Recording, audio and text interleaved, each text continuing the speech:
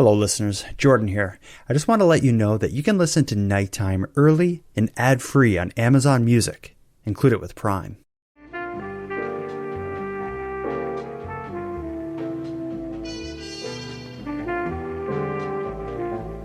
You are listening to the Nighttime Podcast.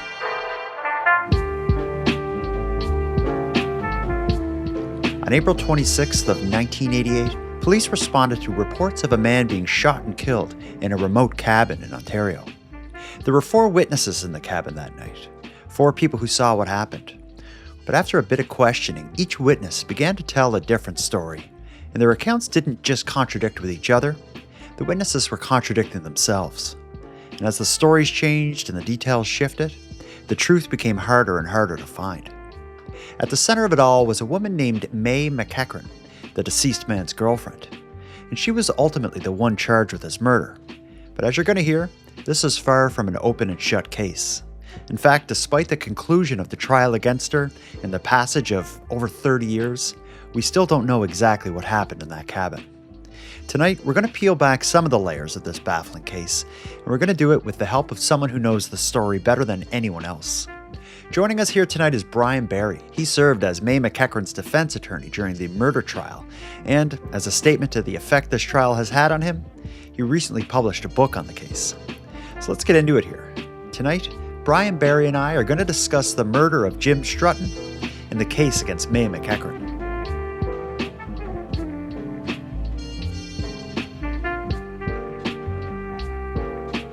So just to start, Brian, introduce yourself and maybe tell me a bit about your professional background, because you're going to be here discussing a book, but I don't know if author is your main background. Well, in 1969, I graduated from the Royal Military College, and I served 4 years at Canadian Forces Base Gagetown. Mm-hmm. And I had a lot of free time, so I took a master's degree at UNB in English at the time, thinking I might want to go on and become a professor. And then that switched off into law. And so I went to Queen's and graduated from Queen's with a law degree in 1976. And it didn't take me long in law to know that I found my place, because I knew I wanted to be a trial lawyer right from the very beginning. What was it about it? I'm always curious when someone takes on a job like a trial lawyer, what about it drew you in? I love the challenge of finding out whether something really happened or did not happen, and arranging the evidence to find out about what happened. Mm-hmm. In fact, when I was in my first year at law school at Queen's, I worked in the summer doing Queen's legal aid, and that's where I got into knowing about legal aid. And my first case was a traffic case, and I was at the wonderful, majestic Kingston Courthouse, a great big stone building that's so magnificent. And I was in the washroom having my nervous pee, and there was a guy throwing up in the stall next to the urinal. I thought, what the hell's going on? And the guy came out, and he apologized, and he cleaned up himself, and he walked in. He was the prosecuting attorney that day. And that's when I knew I'd found my place, because I was less scared and worried than he was. So I was very comfortable doing trial work. I loved it. Yeah. In your book, you introduce yourself and some of your background, and you talk about the type of cases that you're attracted to as being cases that were either major, unusual, or legally significant. So maybe just tell me a little bit about the type of cases you would select and what ones attracted you. Well, the interesting thing is that I could never say no to a case. Mm-hmm. And so I got smart, and I had 3 legal assistants who were smarter than most lawyers. And I said to them, if it's weird, or there's a great legal issue, or it's a serious case, or somebody needs some help, you decide that, and I'll take the case. And I did that for a couple of reasons, but the main reason was they could never complain about the clients that I chose, because they chose them for me. That's a good technique. We're going to be talking about Mae McEachern's case. What about her case made you interested or made you take it on? And you took it on to a pretty significant degree, because not only did you end up representing her, but now years later, we're here talking about the book you wrote about her case. Right. I took it on mainly because I got a call from a young lawyer at that time. She was only 5 years out, but her name was Julia Morneau, and she's still practicing. She's a judge in Owen Sound. Mm. And I really liked her. She was bright, articulate, hardworking, and she phoned me up and said, I really think I'd like to have you on this case and as first chair. And I couldn't say no to that. She's a great person. And then it was a murder case, so it met the serious criteria. And then after we got into it, it met all the other criteria completely. Well, it's certainly weird. It definitely hit that criteria. As I was going through the book, it's like, they say truth is stranger than fiction. That certainly is the case with this. And it is a true whodunit, because despite representing Mae, going through the whole trial, writing a book about it, you still end with pretty much uncertainty about what actually happened in the house that day. So we'll go through it all here. Let's start at the beginning, though, with introducing some of the characters. The first people we need to learn about are Mae, your client that you represented, as well as the victim of the case is Jimmy. Tell me about Mae and Jim, their relationship, and just what someone needs to know about them. I think Mae was kind of always an outcast. She had problems in the sense of a cognitive deficit to some degree. Mm-hmm. So she never escaped grade school. And she was always a large person, and she came from poverty. So she was always an outsider looking in. And the sad and sympathizing thing about her was that she accepted that that was her role. It was nearly like she didn't expect anything better, even though she yearned for a lot more. She yearned for a family, but I think she knew that she was never going to have a conventional family. Mm-hmm. She was never going to have a conventional husband. She was never going to have conventional children. And yet she was loved by her mother. And in the book, mother's described as Daisy, but her real name was Pansy. The editors changed her name, and I don't figure out why. It must be a flower that someone liked and didn't like. I don't know. But Pansy was a God-fearing woman who went to church all the time, and I think her daughter Mae knew that she was loved by Pansy or Daisy in the book, and so that was a good thing. That was always a reassurance for her, and I think she also found herself in church, mainly the Datta church, where she was accepted for who she was, and she felt welcomed and wanted, and that was a good thing for her. And I think she still carried the innocence of a child in her. At least that's how Julie and I saw her. Mm-hmm. Jimmy was a really different character. He was short in stature and short in mind, I think. He had a personality disorder. He was an alcoholic, and he always had a quiet rage boiling. It was just a question of when it might boil over. If he ever had redeeming qualities, it was that he could make you laugh because he could swear so profanely and tell profane stories that they were so over the top, you couldn't get away from it. Mm-hmm. And his charm probably was he could con you if you wanted something. So he was a con artist. Mm-hmm. And so I think, in a sense, he conned himself into a relationship with Mae, who desperately wanted to be loved, and that's how they started out together.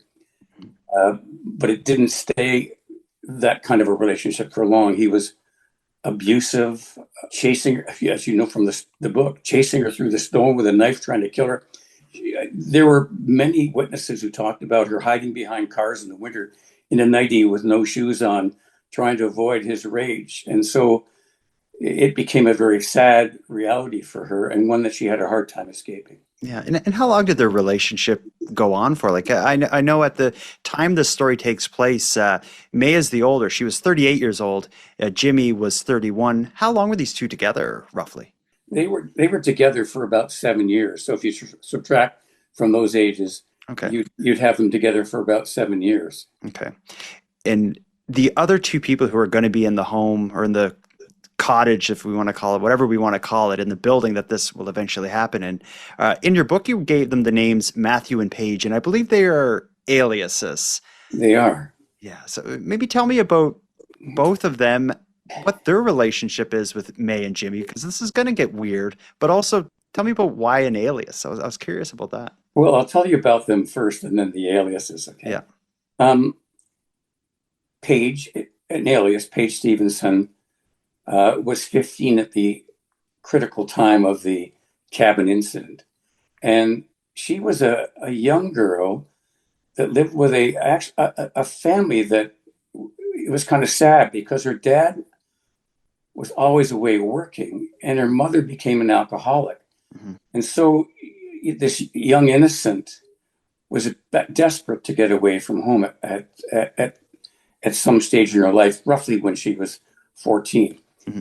And what happened is that family, because they had a farm, took in Matthew, who was her cousin. And Matthew was there because his parents didn't like the company that he was keeping. He had graduated from grade 12 and was going nowhere. So they thought living on the farm might help him.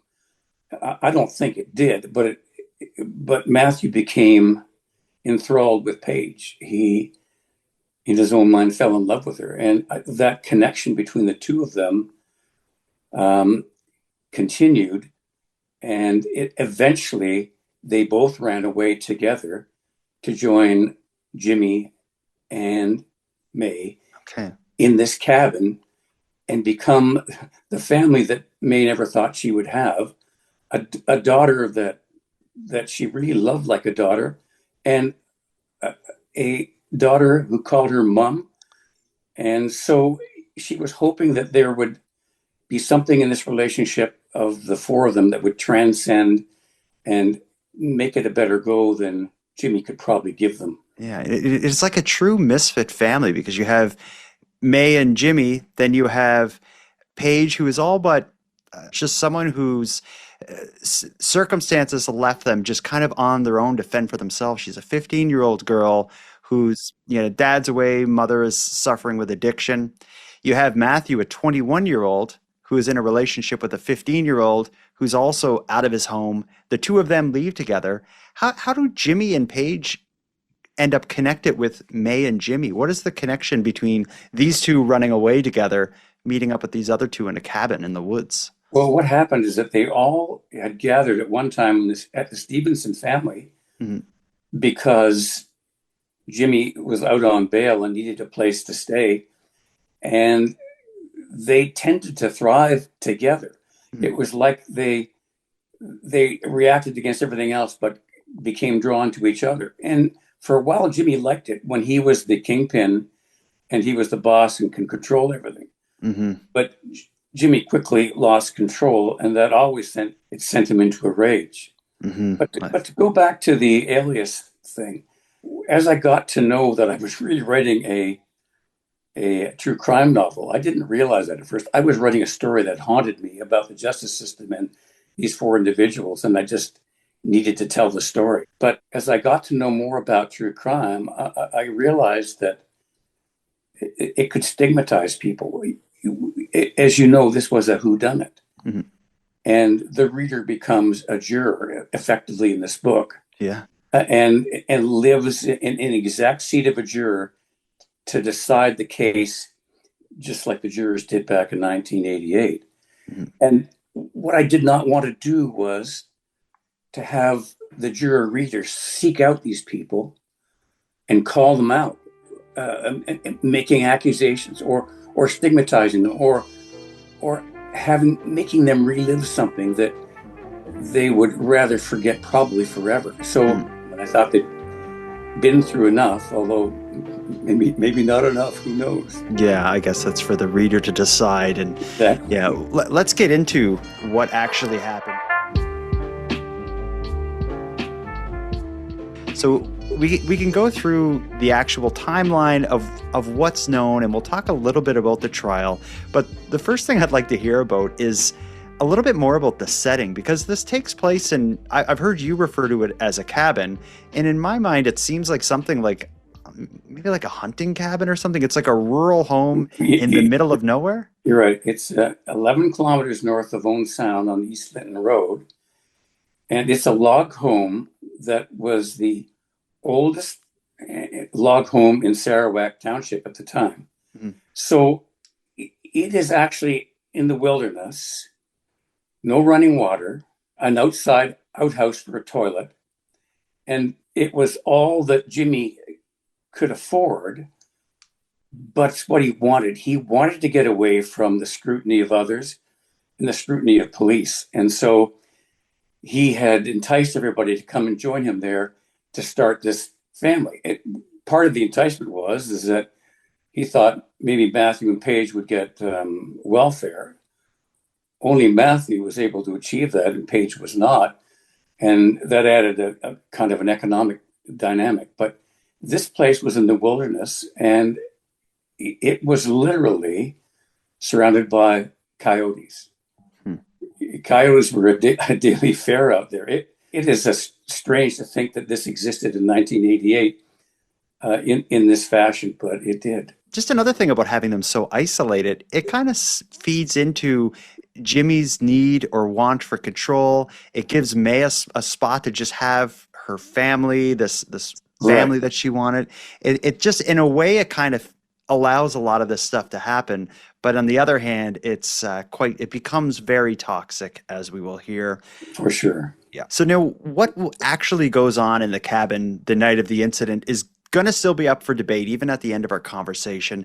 But why don't we start with this? Why don't you walk me through how the police became involved, that something had happened to Jimmy inside the home, and we can get started on the timeline. So what happened was on the early morning hours of 26 April, the family dynamic was so toxic that Jimmy had been threatening to shoot these three. And as you know, in fact, had put a shotgun in Paige's hands earlier before midnight, inviting her to shoot herself. And what was it that what was the problem, or was there a specific problem that was leading to him lash out like this? I think there were two problems. One is that he had just been fired from his job as a manure spreader. To put it crudely, as George Bothwell, the guy that hired him, said, he didn't know shit about shit. And that drove Jimmy crazy. But it also drove him crazy that he knew that he had lost command over these three. They were tight with each other, but not with him. And Mae had caught him looking through a keyhole into the bathroom to try to see a nude Paige. A nude 15-year-old girl. Right. And that was the end of the relationship from Mae's point of view. But up to that point in time, he had been angry and threatening them. He would finish conversations by loading a gun and laying across the table, pointing at someone, and that would be the end of the discussion. And I think everybody was going slightly mad. Mm-hmm. You get that through the cross-examination of the witnesses. But it must have been a horrible, scary environment, never knowing when Jimmy might go off and actually shoot somebody, because he was capable of doing that. And you had the guns and ammunition in the house. You're isolated. He's unpredictable. It's certainly a bad situation. But what leads to the police getting involved, in learning that it did boil over? Okay, and what happened was in the 26th of April, 1980, in the early morning hours, Jimmy Strutton went to bed threatening everybody that they had to be out of there by the morning or he'd kill them. And he lay down in his bed with his clothes on his back. He stuck his fingers in his belt, both fingers in his belt, lying down. And shortly after, there were 4 shots that were fired. 3 to his head, left temple, and 1 to his heart. The occupants didn't know whether they could leave or not because he had his keys in his pocket. But eventually, after the panic, they found a set of keys in a coat that was hanging in the back shed. And they left in the truck, and everyone ran to see Daisy, mom, to get advice. Which is Mae's mom. Exactly right. Mm. And it appears what had happened, the logical inference from all of the evidence is that Mom was helping them concoct a story about how Jimmy got shot in self-defense because he'd been attacking Paige. And so the story formed, and they drove back to a convenience store. And that's because it had a payphone. And the decision was, we better call the police. And they called the police, and the dispatcher, a day on the job, dispatched the two police officers who I know, Constable Al Gold and Constable John Green, to the scene. And their focus mainly was to try to make sure that the shootings were contained and there were no more shootings. So when they got to the Indian River Trading Post, they pulled up alongside the vehicle, and they saw all four occupants in the car, and they asked where the shooter was. And just to be clear, the four occupants in the car were Mae, Matthew, Paige, and now Mae's mother is along for the ride, in the book known as Daisy. Right. Okay. And after asking, where's the shooter, Mae drops her head and points to her chest. And so that became the first indication of a problem, although they didn't know it was a murder at that time. They all went back to the scene. Constable Gold found the dead body, had to tell Green to isolate everybody, call in the coroner and get them pronounced.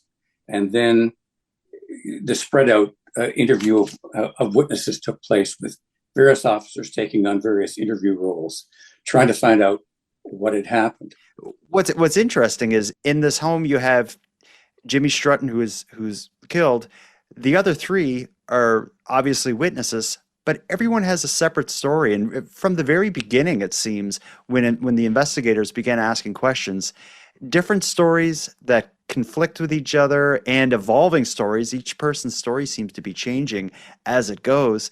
I don't know how the best way to tackle this, but maybe if we want to get through some of the early stories, can you give me a sense of what the police were told, the night they began investigating? You bet. And that's what makes this case so unique, is that and that kind of helps explain the title for the book. 4 bullets, 4 witnesses, 4 liars. Exactly. So Mae McEachern was always steadfast, and she always took responsibility for all the shots. She couched it in a self-defense terminology because I suspect, knowing Jimmy had this sexual interest in Paige, the story spun out that she shot him 4 times in self-defense. Mm-hmm. And she never, ever changed that version about no matter how many times she was asked about anything. It didn't matter to her. In fact, she was going to take all responsibility no matter what anybody said. And that was one of the difficult things about our trial, is that a voluntary statement against interest can be used against her, and it certainly was in the case. Mm-hmm. Her mother was interested. Daisy quickly volunteered, that it was she that had killed Jimmy Strutton, but the police knew right away that she was never there at the time, and that she would do anything to protect her daughter. And the protection theme starts to loom now as the other interviews take place. Paige takes the party line, except she's not going to blame Mae. So her first statement is that it was she who shot Jimmy Strutton because he was sexually molesting her. Mm-hmm. And she persisted in that kind of version of the events for a long period of time. It was the officers and then her father that had to talk her out of it.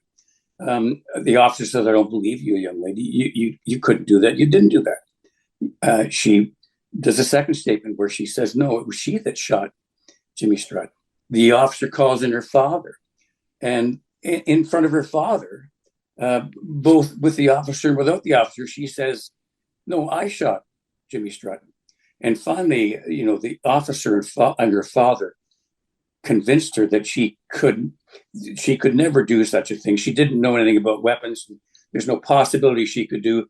So she might as well come clean, especially when Matthew had fingered her for the shooting in one of his statements. So she finally landed on a version that it was Mae that fired 3 shots and Matthew 1. And meanwhile, Matthew, who is the strangest dude you'd ever want to meet, I think, he takes the party line for one of the statements. Later on in the statements, a police officer suggests that it couldn't be Mae and it couldn't be Daisy. So it had to be he or Paige. He then fingers Paige. It was Paige who did it. And finally, it appears that he got the Paige version from an officer. And so finally he endorses the Paige version as his final statement. And that's what the crown attorney used to decide how to frame his case. Mm-hmm. Yeah. The final statements, the final versions, when they all coalesced together to be Mae 3 shots and Matthew the 4 shot. Yeah, and it's interesting as you read through it, when you hear the different stories morph into one semi-lucid kind of telling of a narrative. It's like through the questioning from the police officers that are kind of going from room to room, each of them kind of begin to learn kind of what the right answer is or what's accepted. Very perceptive. I hope everybody picks up on that. It shows you how, well, it shows you why lawyers say never give a statement to police when you're in the throes of an emotional turmoil. You just don't do it. And here the police were making various suggestions on which the various witnesses were picking up to frame their next statement. So, you know, that's a very important part of the book, and a very important reality that I faced in my 40 years of travel. It happened over and over again. And it certainly does in this case. And now the story initially, as you're going into trial and as they're preparing for trial, is based on it being Mae firing the 3 shots to stop Jimmy from sexually assaulting 15-year-old Paige. So the story was that he was like in the act of doing something to her and they stopped him. Right. And yet it was physically, the physical facts belie that completely. There's Jimmy lying on his back as if sleeping with no signs of struggle, but 4 bullets in him. There was no chance from the very beginning that story could carry any water. And not even just in him, like unless I'm mistaken, he was shot like in the temple 3 times. So it's... Yeah, in fact, there were gunpowder wounds to his temple. So 3 times in the left temple, and later the pathologist verified that by the time the second shot had entered his temple, he was likely dead. So the key thing is who fired the first 2 shots at least. Yeah, and maybe that comes into the charges. So it's Mae ends up being charged with charged with the murder. And Matthew is charged with indignity to a body, I believe, is the charge he faces. This is the mind of the prosecutor, Ken Ray. He wanted to get Mae so badly. You could tell that from his appearance at the bail hearing in Toronto, where he kind of characterized her as a mafia-like character. And it was quick to know that she wasn't like that. And the judges spotted that as this childlike creature is waving at us and saying hello to us from the stand. So he decided, well, it's easy. My case is easy. I've got 3 witnesses who were there. Mae already admits her guilt with an admissible statement against her. I've got Paige now to say that she fired the 3 shots that count and Matthew only 1. And I got Matthew, I got to clean up that last shot. So if the pathologist says that he was already dead by the time of the last shot, then I can clean up Matthew by just offering him a guilty plea for offering indignity to a dead body. And the last shot was meaningless. And I've now got all my witnesses lined up to go get Mae. And that's how he framed his case. Wow. Now, of course, we're talking now, you were Mae's defense lawyer. How do you possibly prepare a defense for someone charged in a crime where multiple people have given statements saying they did it? Your client Mae has given 4 or 5 different versions of her story that contradict the evidence. How do you possibly shape a defense for someone like that? Well, it became right from the beginning. It became scary. Uh, because it was clear that Mae was lying about what really happened. Like, lying to you as well as her lawyer. Right. And when you get multiple stories, ethically, we could never call her as a witness because we can't know which story is true. But as we dealt with her and got interviewing her, it became apparent to us that she was likely protecting others, that she was only concerned about protecting Paige, that she was fearful about describing going into the room. She never got herself into the room by any description, nor would she ever tell us when we got to who went into the room. She would clam up. And then her history is 7 years. She had never ever physically fought back against Jimmy. It became scary because we believed that she was innocent and she was covering up what really happened. And how could we raise a reasonable doubt and get that finding of innocence when the Crown had sewn up the other two witnesses to help nail her along with her own statement? Yeah. So it's not scary if your client admits he did something, but it's scary when they admit to doing something that you believe after all of the interviews they couldn't have done. Mm-hmm. That was the scariest part for Julia and I think. We're just like, holy smoke, how do we win this thing? How do we raise a reasonable doubt? And then, of course, as you pointed out, well, conflicting statements give us a pretty good first start at it. So what is the theory, or what was the strategy you come up with? Like, how did you go into this?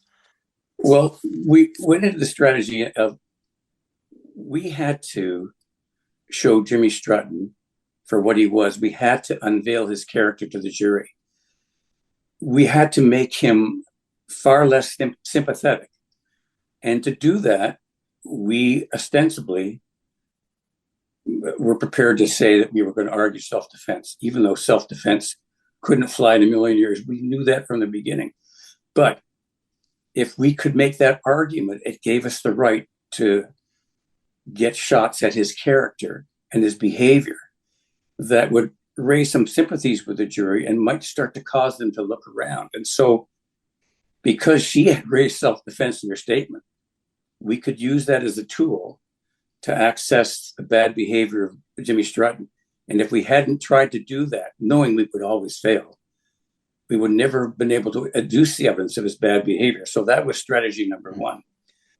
Strategy number two was that they had all of these conflicting statements, and all they could do was raise doubt about what had happened if we could cross-examine in the right way. And so that became a second kind of theme. And the third was this wonderful piece of evidence from the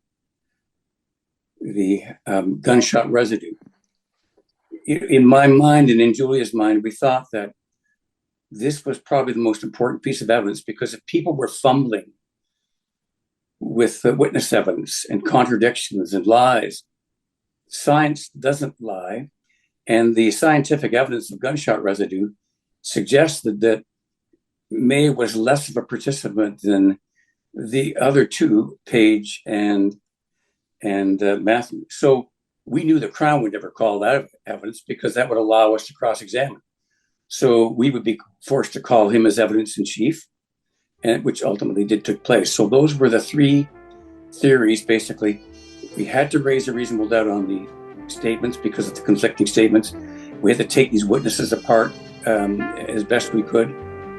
We had to show Jimmy for what he was, and we had to hope that science would help raise a reasonable doubt as well.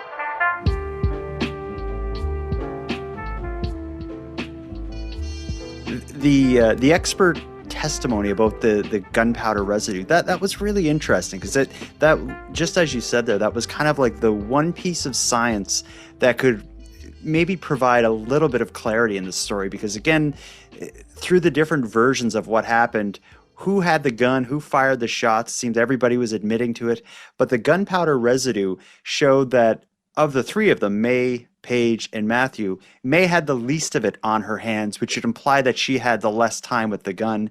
And if I'm not mistaken, it was Matthew who had the majority of the gunpowder residue on his hands. Yeah.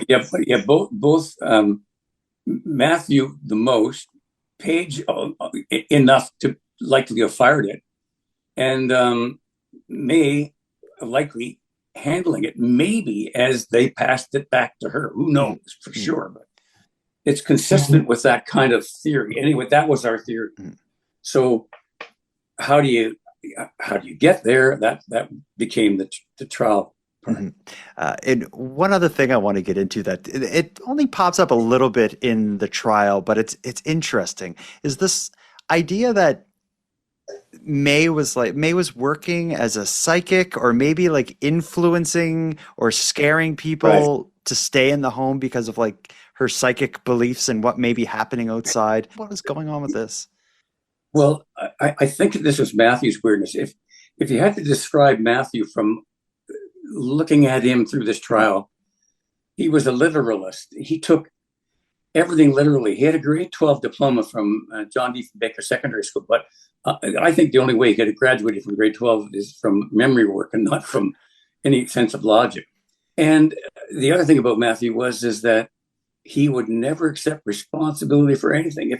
If put a finger at Matthew, he'd find a way to point it at anybody else other than himself. So, so this whole psychic thing, Matthew's evidence basically is that Mae was a psychic who had power over his mind and basically made him do this. The evidence at trial was, basically that the evil spirits told her that she couldn't leave the house and they had to deal with the situation, and that he was under her spell, and she had forced him somehow by her mental powers, which Mae really didn't have, to conduct to fire that last shot. Like it was her mental, because it's crazy because the fact attorney bought into that. In his opening statement to the jury, he's telling them that this is coming, and this coming from Matthew's mouth. And the most you could say about Mae is that from a religious point of view, which is something that she knew, she always thought that demons somehow got into Jimmy to cause his bad behavior. I mean, it was a reflection of her simplicity in saying that evil exists in the world and evil somehow got into Jimmy. And nobody else bought this mumbo jumbo psychic stuff except Matthew. And then the Crown having tried to sell this to the jury. It was crazy. And everybody Paige disavowed the psychic bit in cross-examination. I have no idea why a literate Crown attorney would stoop so low to butt to try to sell this to a jury. But I think it says a bit about Matthew that everyone else in the house says, like, I did it. Like, they're all kind of protecting each other. He was the one who was like, I didn't do it. And then when it came, then when it fell on him that he at least fired one shot, he's like, well, I was controlled by her with her psychic power. That's exactly right. You got it. Well, let's get into more of the actual trial. To maybe walk me through some of the main highlights or more memorable moments of examination or cross-examination, or a moment where you felt like, okay, we're going to win this or going to lose this. Yeah. Okay. Well, I wasn't sure about the cross-examination of Paige. I got what I wanted, and I got that I could establish that there was a motive, and I thought I could set up that she was lying about her ability to use a weapon. But yeah, because Paige's version of the story is like, I couldn't even have shot. I don't know how. I'm scared of guns. I've never fired a gun. Right. And when I tried to put to her that she'd been out hunting with Matthew and had fired a gun and came back in and fired at a coyote and told everybody about this, she denied having a weapon at all the time. She wasn't going to put her hand on a rifle to save her life.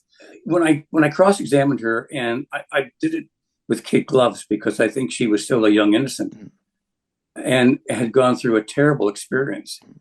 And that's the sense you got from her in the cross-examination at the trial. But when when she cried in this huge wail when I suggested she'd done it, I thought I'd ruined the case. I thought the jury would just see her as a poor, pitiful innocent. It was Julia after that said, no. You notice that she never cried until you got close to putting weapons in her hand, and then she started to cry. So that gave me some heart. And then some of the things that changed, the cross-examination of Matthew couldn't have been a more perfect cross-examination if you wanted as a lawyer to be able to establish that he committed perjury. It was just, amazing. Even the judge at the end was shaking his head. But what was just to back up there? How did he perjure himself on the stand? Well, this is an interesting thing. The Crown Attorney did not want to give us a letter that had passed between Page and Matthew prior to this incident. And it was just described as something that was seized. And he would never give it to us. And it was only in a pretrial that he was forced to give it to us by the pretrial judge.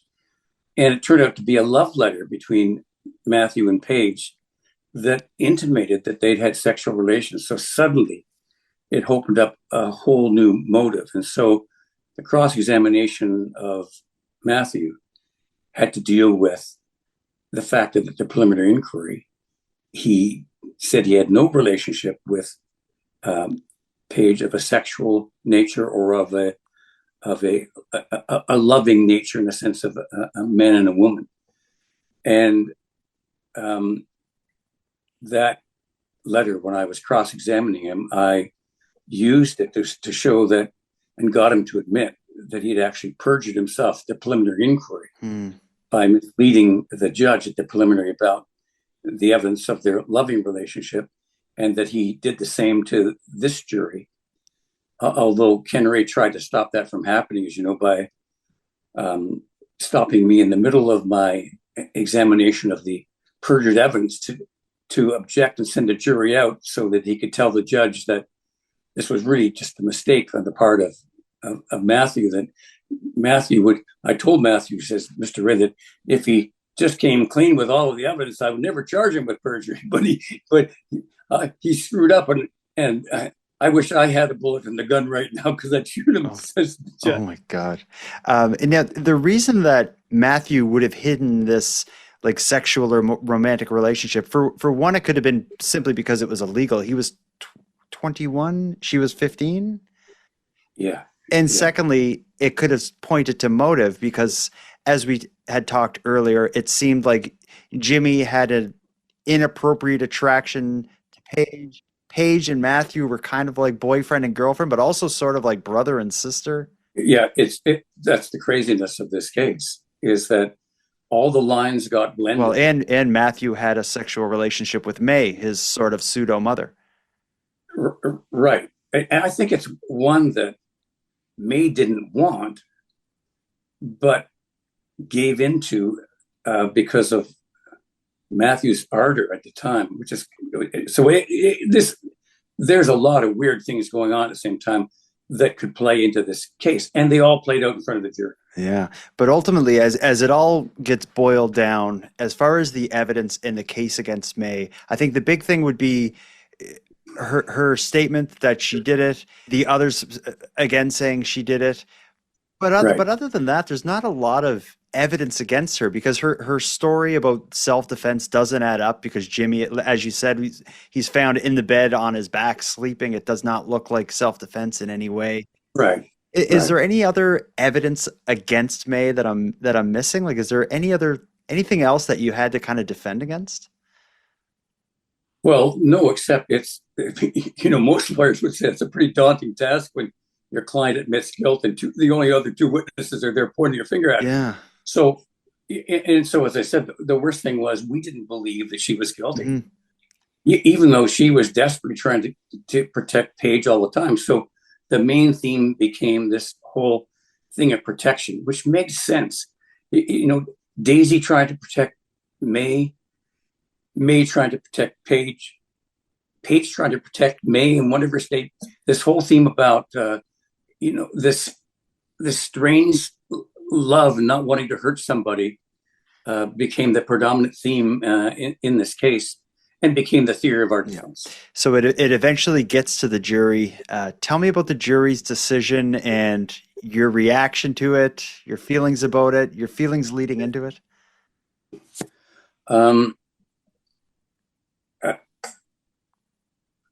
It's the worst time a lawyer has is when the jury's out and you're waiting for a verdict.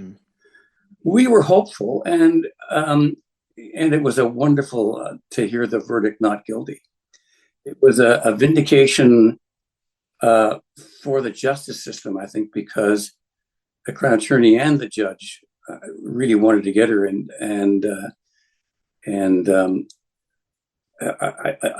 I was so pleased with the result. I couldn't tell you. I could do cartwheels. Yeah, but it must be an odd feeling, though, where like one of them, be it Matthew, Paige, or Mae, one of them did it, and she's the only one that's charged. They're not able to make enough of a case to convict her, but it's still like it's an unsolved. Exactly, but in fact, one of the interesting and unusual things about this case is that James Strutton Sr., Jimmy's father, went to the Crown Attorney to raise that very point after the trial and said, well, look, you didn't get the right person. Are you going to charge these two? And Ken Ray gave him such short shrift that he actually phoned up my secretary and said, can I speak to you about this case? And it would be very unusual for me, the defense, to speak to the father of the guy who's killed After a not guilty verdict, too. Right, Like, yeah, right. I'd be like, am I going to take security over there? Well, he was a gentle, decent man. And in fact, I had to explain to him that the Crown had made his bed and they could never proceed in any different way, because it would be an abusive process. You can't hook people in to support your version of the events and then try to unhook them later and go after them again. Yeah. He said, well, he's going to charge him with Matthew with perjury. And he said, no, Ken Ray will never charge Matthew with perjury. Are you kidding me? He's going to give him a free one. And the wonderful piece of advice that carried me through all my practice, all my years, and still today, was Mr. Strutton saying, well, justice kind of works in strange ways, and sometimes it takes its time, but it always does work out in his view. And that's what I've come to believe. We see it in the short term, but in the long term, I think, as I said, justice prevails and the embers of justice burn brightly. His position, though, Jimmy's father, I get his point where it's Mae's not guilty, so I guess the other two should be charged now, and we'll do this again. Right. But you can't have that trial after just pointing the finger at Mae, going through the whole thing. It's right. It would be an abusive process. Yeah. You'd already took your shot and you missed. Yeah, you put them in jeopardy by having them give their evidence.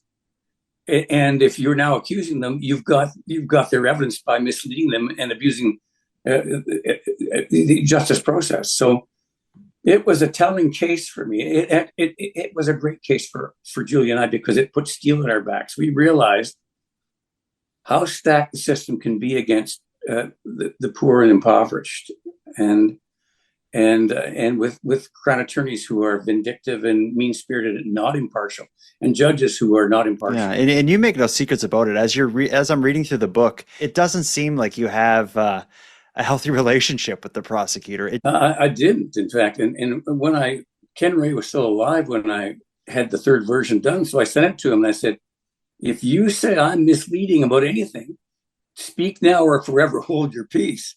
So, and I never heard a word from him. Oh, you sent him the book? Yeah. Before it was published, I sent him, here it is. And I made him out to be a bad guy. And if you think I got it wrong, tell me where I got it wrong. Not a word from him. Wow. And Justice Woodruff was still alive, as far as I know. And, hey, you don't like what I say? Come and sue me, pal.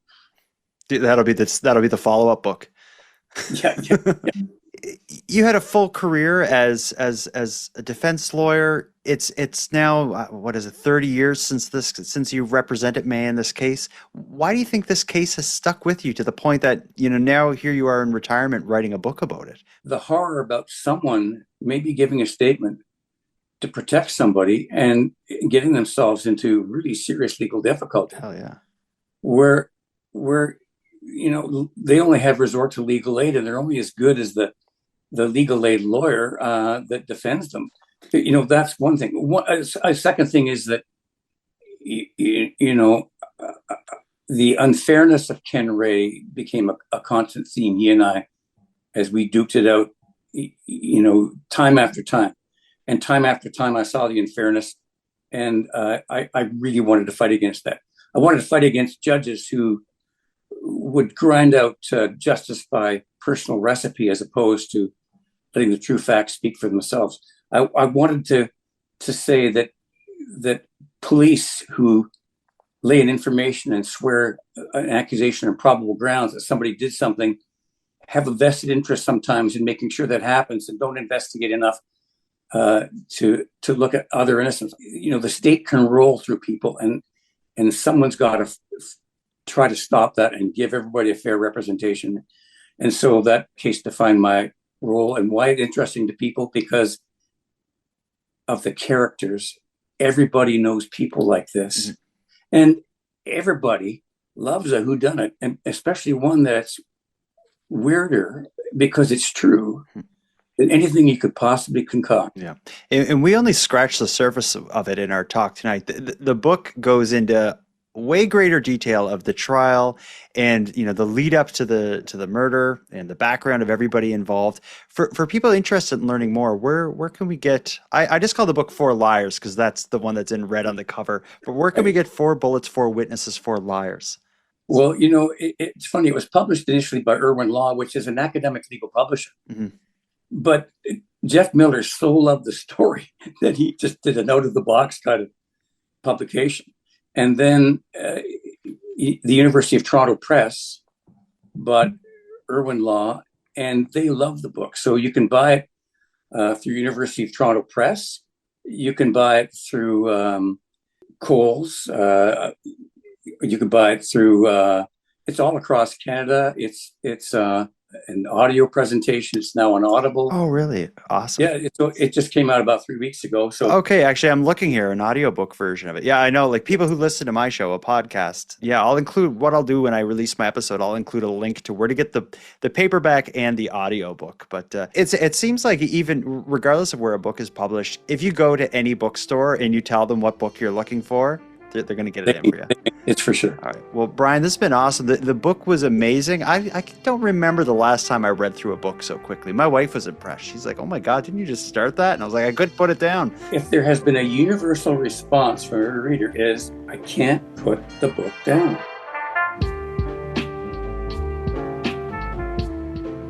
I want to thank you for joining Brian and I for this episode of Nighttime. I want to send my sincere condolences to any and everyone affected by this story. Paige, Matthew, and Mae, wherever you are, imagine you've been carrying a lot around with you over the last 30 years. And with all that said, I'm going to start wrapping up the episode, but before we part, I want to give some thanks. First, a big thanks to Brian Barrie for sharing an evening with me and with you, the listeners of Nighttime. A shout out to Monty Datta, who contributes to the music for this episode, and Linz from Dystopian Simulation Podcast, who provides our intro and outro voiceovers. And then lastly, but most importantly, a massive thank you goes out to each and every one of you listening, as without your interest and your support, this show would be as pointless as it would be impossible. On the topic of support, let me thank the newest subscribers to the premium feed. Michelle, Sydney, and Karma, we appreciate you. If anyone else would like to support the show, you can help us out here in a variety of ways. First of all, a premium feed subscription costs just a couple dollars a month, and that money not only funds the creation of new episodes, it'll give them to you 2 days early, give them to you ad-free, and give you access to a back catalog of episodes. If that sounds like something you're interested in, you can go premium by visiting nighttimepodcast.com/subscribe. And even if you don't want to go premium, you can still support the show by sharing this episode on social media and letting all your like-minded friends know that you listen. If anyone out there has any story ideas, wants to give feedback on the show, or would like to submit a question or comment for an upcoming episode, you can do all that and more at nighttimepodcast.com. I look forward to hearing from you. But until then, take care of each other, hug your loved ones tight, and let me know if you see anything weird. The Nighttime Podcast is written, hosted, and produced by Jordan Bonaparte. I'm sure you get asked whenever you're talking about this book, do you have a theory on or an opinion on what actually happened? I do. I do. Do you want to share it? Yeah, and it's the common question asked by everybody who reads the book. But if we're right about our read on Mae, she never could have done this. She didn't have the fabric to do this kind of thing. She hated weapons, and she would never put herself in that room. And she was a coward, as even Page admitted in cross-examination. I don't think she could have done this thing. Mm-hmm. And if I look to who could have done it, Matthew admitted in cross-examination that days before he had said to James Hannigan that he wanted Jimmy Strutton out of the way, and he was thinking about shooting him so that he could marry Mae, if you could believe it. Mm-hmm. And Hannigan gave that evidence at trial, although the judge tried to get the jury to disregard it by saying that he had never given that kind of evidence in his statement. So when I see Matthew having a motive and saying it's in his mind, and when I see the gunshot residue results that speak to the likelihood of both of them firing the weapon because it was gunshot residue beyond the kind that was on the test firing, it suggests to me that the likelihood is that it was either Page, Matthew, or both of them. And I'm satisfied if the Crown had tried to put the case together a different way. Like, what if the Crown had charged all three? Mm-hmm. Was one of my biggest fears going into this. What if he charged all three? Because that would be logical from all of the evidence of motive, statements, participation, gunshot. It would have been a highly different case. So, but there are all kinds of theories, but I think I have to run back to science and say, if I have conflicting stories and conflicting versions, I've got to go with science to give me my best version. And it certainly could have given Mae the acquittal in front of the jury, but if nothing else did,